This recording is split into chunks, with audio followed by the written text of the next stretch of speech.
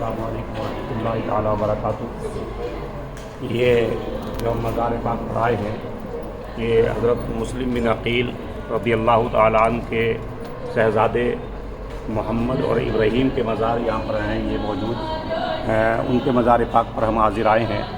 ये वो मुस्लिम बिन अक़ील हैं कि जब इमाम अली मकाम का काफ़िला मदीना शरीफ से मक्के शरीफ को आया था तो मक्के के लोग देखकर आपको बड़े खुश हुए थे कि इमाम अली मकाम आ गए। तो वहाँ मक्के के लोगों ने कहा कि आपको कूफे हम नहीं जाने देंगे, क्योंकि कूफे के लोग जो हैं बहुत बेवफा हैं, धोखा देने वाले हैं, इसलिए हम वहाँ पर नहीं जाने देंगे।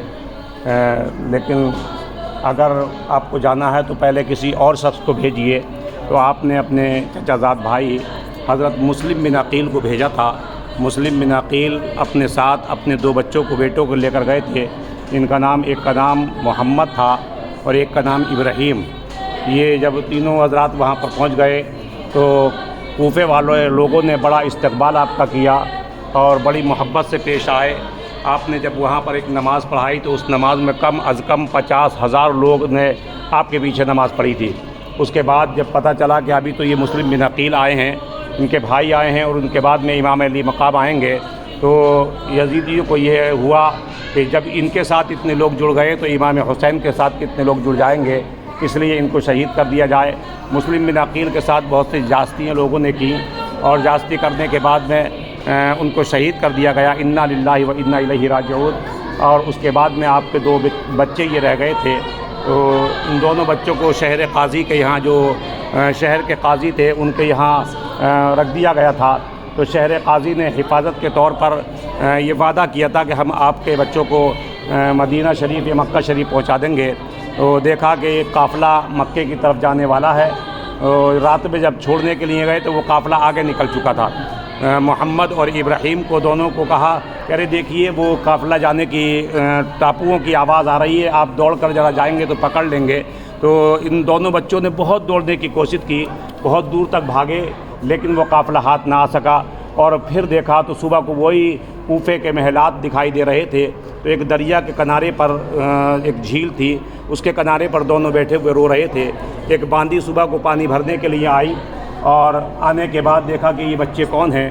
कहा कि हम मुस्लिम बिन अक़ील के बेटे हैं और हमारे बाबा जान को कत्ल कर दिया गया है, हम यहाँ से भागना चाहते हैं लेकिन हमें रास्ता नहीं मिल पा रहा है। लेकिन उस बांदी ने कहा कि मेरी जो मालिकन है, जिसकी मैं काम करती हूँ, जिसका पानी भरने के लिए आई हूँ, वो आपके अहले बैत से इमाम अली मकाम से बड़ी मोहब्बत करने वाली है। मैं चलो उनके पास आपको लेकर चलती हूँ, वो जाने के लिए कोई ना कोई इंतज़ाम फरमा देंगे। तो जब बच्चों को लेकर वो बांदी उनके घर पहुँची तो वो औरत जो थी बड़ी खुश हुई और बड़ा नहलाया धुलाया, उनको खाना खिलाया।